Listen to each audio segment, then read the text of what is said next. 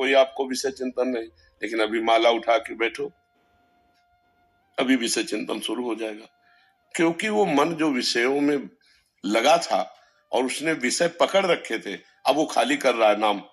अब वो मंत्र जब से डिलीट हो रहा है, तो आपको उत्साहित होना चाहिए, गंदगी निकल रही और खूब नाम जप करो, धीरे धीरे ठीक हो जाएगा। अरे 3 दोष ज्यादा हैं जी मेरे में।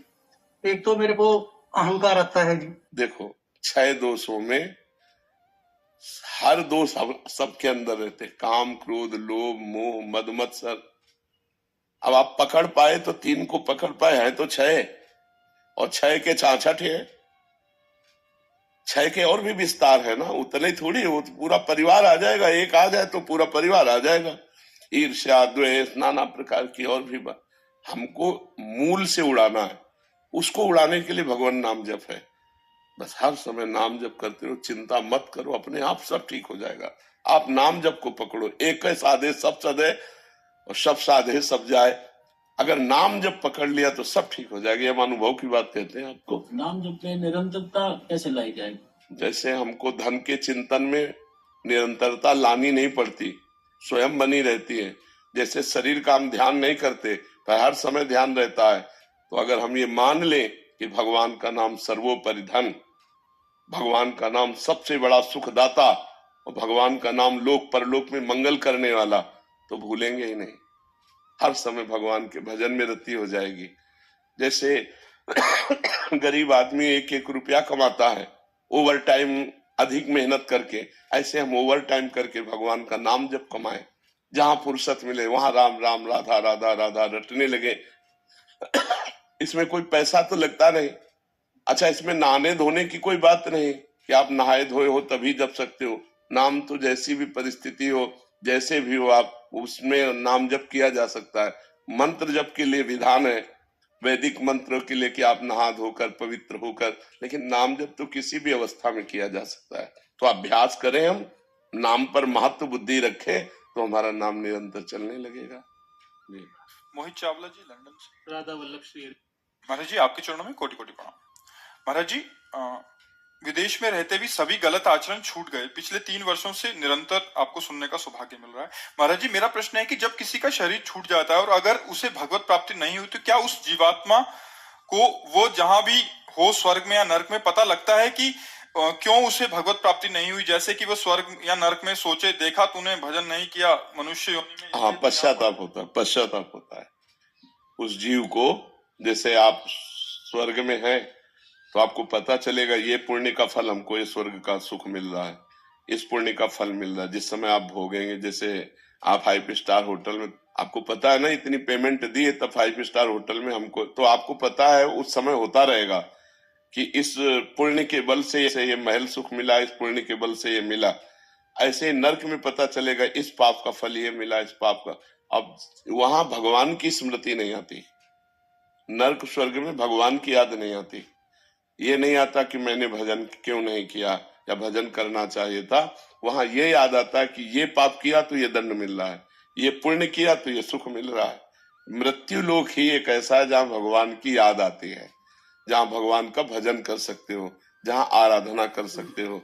तो अन्य लोकों में या अन्य योनियों में भगवान के भजन की गुंजाइश ही नहीं है। समझ पा रहे हैं? इसीलिए कहा गया है दुर्लभो मानुषो देहो, ये मनुष्य शरीर बड़ा दुर्लभ है। इससे भजन करके नरक स्वर्ग दोनों की बातें काट करके जन्म मरण से मुक्त हो सकते हो, भगवान को प्राप्त हो सकते हो। श्री हरिवंश महाराज जी, महाराज जी, मेरा प्रश्न है कि भगवान की शरण में जाने से तो सुख की अनुभूति होती है, आनंद रहता है, पर मेरा मन बहुत उदासीन होता जा रहा है। ऑफिस और दोस्त कभी कभी कहते हैं कि तुम कोई डिप्रेशन या स्ट्रेस का शिकार तो नहीं हो रही, ऐसा नहीं होता है? क्या उदासीन होता है बताओ? जैसे अपने आप ही है, कुछ भी सुनो, अलग ही। मैं समझ नहीं पाई, समझ नहीं पा रहे। कह रहे भजन करते हैं, नाम जप करते हैं। हाँ, नाम जप और सत्संग सुन रहे हैं तो एक उदासी सी शायद उस विवेक से काट रहे हों उस बातों को। मुझे तो समझ में नहीं आता। उदासीनता तो बढ़ती है लेकिन वो बहुत कंट्रोल में रहती है, वो ऐसा नहीं होती कि डिप्रेशन जैसा दिखाई दे। लोग कहते हैं, लोग क्या कहते हैं ये हमें थोड़ी देखना है। भक्ति मार्ग में या संसार में भी लोग हमें क्या कह रहे हैं, अगर देखने चलोगे ना तो चल ही नहीं सकते, आप चल ही नहीं सकते। एक आदमी अपने पिता के साथ जा रहा था घोड़े से, तो उसने सोचा वृद्ध पिता, इनको बैठा लेते हैं। जवान आदमी था, पैदल चलने लगा। लोग मिले, कहा यार कितना बुढ़ा जो है, कर्कश स्वभाव का, लड़के को पैदल चला रहा है और आप घोड़े पे बैठा हुआ है। बुढ़ा उतर गया, जवान को बैठा। आगे बोले यार तुम जवान हो, तुम्हारे तमीज नहीं, बूढ़ा पैदल चल रहा, तुम घोड़े पे हो। दोनों बैठ गए। बोले आराम का घोड़ा मिला होगा, दोनों बैठे हो। दोनों उतर गए। बोले यार कितने बेवकूफ है, घोड़ा खाली जा रहा है, देखो। अब हमें बताओ घोड़े वाला करे तो क्या करे। लोग तो अपनी बात कहेंगे, अपना कमेंट मारेंगे। हमको अपने मार्ग में देखना है कि मैं गलत तो नहीं हूं, गलत नहीं हूं, बस अपनी मस्ती से चलना है, लोगों से नहीं। अगर हमारा मन डिप्रेशन में जा रहा है तो हमें सोचना चाहिए कि मैं कहीं गलत हूं, कहीं हमारे अंदर नकारात्मक भावों का सृजन हो रहा है। और अगर हम गंभीर हैं और लोग हमें डिप्रेशन में करें तो हमें कोई फर्क की बात नहीं। तो यदि आप गंभीर हैं, शांत हैं, प्रसन्न हैं और उदासीनता बढ़ रही, व्यर्थ की बात क्या करना, व्यर्थ के लोगों से क्या मिलना, व्यर्थ का व्यवहार क्या करना। परमार्थ का पथिक एक एक सेकंड को बहुत संभाल के काटता है। उसके लिए सबसे कीमती चीज होती है भजन, समय। हमारा समय में भजन हो रहा है, बस ये खास बात है। तो लोग डिप्रेशन में कहें, पागल कहें तो कोई बात नहीं, लेकिन हमें देखना मैं पागल तो नहीं हो रहा हूं, मैं डिप्रेशन। भक्ति ऐसा नहीं कि हम सब काम छोड़ दें, एकांत में बैठे रहें। भक्ति ऐसा सिखाती हो, ऐसा नहीं है। ना भगवान सिखाते हैं, ना भक्ति सिखाती है। अर्जुन जी कह रहे हैं मैं सब छोड़ करके सन्यास लेकर भिक्षा मांगकर भजन करूंगा, युद्ध नहीं करूंगा। भगवान ने पूरी गीता इसीलिए सुनाई कि तुम्हें युद्ध करना है। अपने कर्तव्य का पालन करते हुए भगवान का स्मरण करना सिखाती है भक्ति। हम किसी की बहन है, किसी के पत्नी है, किसी की माँ है, किसी की बेटी है, जो भी जैसे संबंध, उन संबंधों का बढ़िया पालन करना भक्ति सिखाती है। क्योंकि ऐसे हम माँ समझ के प्यार करते हैं, और जब भक्ति करते हैं तो माँ में भगवान देखकर प्यार करते हैं, तो और गाढ़ प्रेम होता है। तो भक्ति का मतलब थोड़ी कोई अपने कर्तव्यों को छोड़ दिया और पागल बना बैठा है। तो इसको समझना होगा कि हमको अपना व्यवहार भी बहुत आनंद में रखना है। वो मिल के व्यक्ति तुमसे जाए तो उसको लगे यार किसी से मिला हूं। तो ये भगवान की भक्ति का है कि ऐसे व्यक्ति जो भगवान का भजन करते हैं, उनसे बात करने पर भी आनंद आता है। ऐसा ना आना चाहिए कि उसको लगे कि बहुत बुझे हुए आदमी से बात करके आए, एक क्षोभ हो, ऐसा। हाँ आप कैसे, पानी लेंगे आप, मधुर वचन, बहुत संयम पूर्वक व्यवहार, तो एक अच्छा बर्ताव भक्ति सिखाती है। भक्ति ऐसा नहीं, अगर भक्ति ऐसा सिखाती तो चक्रवर्ती सम्राट महाराज अम्बरीश इतने बड़े महाभागवत कैसे राजकाज न ज्ञान सिखाता है। देखो जनक जी महाराज ज्ञानियों के गुरु हैं, भक्ति में सर्वश्रेष्ठ कितने राजा महाराजा हुए। तो हमें चाहिए कि अपनी भक्ति को संभालें। हम कहीं हम कोई निगेटिव रचना तो हमारे अंदर नहीं रच रही है जो भक्ति की आड़ में हमको कमजोर कर रही हो। नहीं तो भक्ति बहुत प्रसन्न मुद्रा, आनंद में। हाँ, संसारिकता अच्छी नहीं लगती, जिनमें गंदे बच्चे बातें करते हैं वो अच्छा नहीं लगता, गंदा भोजन अच्छा नहीं लगता, गंदा व्यवहार अच्छा नहीं लगता।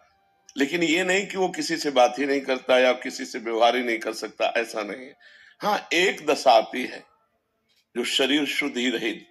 अब जैसे भाई जी से हनुमान प्रसाद पोद्दार जी संपादन के लिए बैठे, प्रिया प्रीतम में डूब गए तो 20 घंटे ऐसे बैठे, 20 घंटे हाथ में कलम है और ध्यान में प्रिया प्रीतम, शुद्ध ही नहीं। वो बात अलग है, वो एक स्थिति होती है, अपने लोगों की ऐसी स्थिति थोड़ी है। यदि हमारा गरीबों का सहयोग करना, बीमार पुरुषों को दवा देना, भूखों को भोजन देना ये चालू रहा तो इसको सपोर्ट मिलता रहेगा। अगर शराब पीना, मदिरा के साथ मांस खाना, व्यभिचार करना, तो ये चांदनी है, अंधेरी रात भी होती है। तो हमको सावधान रहना है कि सुख के समय में हमको इतना अपना पुण्य कमा लेना है कि दुख का समय देखना ही ना पड़े। और जो मूढ़ होता है, अज्ञानी होता है, वो सुख के समय का भोग कर लेता है, मनमानी आचरण, मनमानी पार्टीबाजी, और इसके बाद धन का दुरुपयोग करके, पुण्य का नाश करके वो फिर वहीं पहुंच जाता है। जहां से भगवान ने उसे उठाया था वो फिर गिर जाता है। इसलिए आप सबसे प्रार्थना है, अपने समय का सदुपयोग कीजिए, अपने धन का सदुपयोग कीजिए और अपने जो सम्मान है उसकी रक्षा के लिए हमको दूसरों को सम्मान देना सीखना चाहिए। अगर आप हमारी बात को समझ पाए कि जो अर्थ आता है उस अर्थ में से कुछ हिस्सा जबरदस्ती निकालकर किसी ऐसे अस्पताल में जहां गरीबों को दवा दी जाती हो, किसी ऐसे भोजनालय में जहां गरीबों को भोजन दिया जाता हो, कुछ ऐसे पशु सेवा वालों में जहां असमर्थ पशुओं की चिकित्सा और भोजन दिया जाता हो, वहां जरूर सहयोग कीजिए, क्योंकि उससे आपका पुण्य आपको सपोर्ट देगा। अगर आप उसे अपनी शोबाजी में ही केवल खर्चा कर दिए तो आपका पुण्य क्षीण हो रहा है। उसी पुण्य बल से, आप कोई तपस्या थोड़ी की है, ये पुण्य बल से मिला है। तो पुण्य बल हमारा और बढ़ना चाहिए। अगर पुण्य बल बढ़ेगा तो ये सपोर्ट बढ़ता चला जाएगा, अर्थ का, व्यवहार का, समाज का। जैसे कोई पुण्य है पूर्व का, पुण्य पुंज बिन मिले ही न संता, वो पूर्व का पुण्य जो है वो ये प्यार दिला रहा है, तो उसे और बड़ा करो। पूर्व के पुण्य के साथ वर्तमान का दान पुण्य इतना जुड़ जाए कि आपका जीवन मंगल में, सुख में, आनंद में व्यतीत हो। और साथ में नाम जप जरूर कीजिएगा। नाम जप करते हैं? हाँ, नाम जप कीजिएगा। और हमारी प्रार्थना, कोई गंदा नशा नहीं होना चाहिए। जी अगर हमारी बात मानो, जैसे मदिरा पीना है, मांस खाना है, पराई स्त्री से व्यभिचार करना है, इन बातों से बच जाना। नहीं, ये 4 दिन की चांदनी तुम्हें बता रहे हैं, बड़े बड़े सम्राटों के महल। जी हाँ, बहुत बहुत सावधानी से। अच्छा समय आया है, इसका सदुपयोग कर लो, इससे जगत मंगल कर लो, इतनी कमाई कर लो कि गिरना ना पड़े। पुण्य की कमाई, बैंक बैलेंस तो यही रह जाएगा। जो पुण्य कर लिया, जो अच्छा काम कर लिया, जो परहित कर लिया, जो नाम जप लिया, वो आपका साथ देगा लोक और परलोक में सर्वत्र। आशीष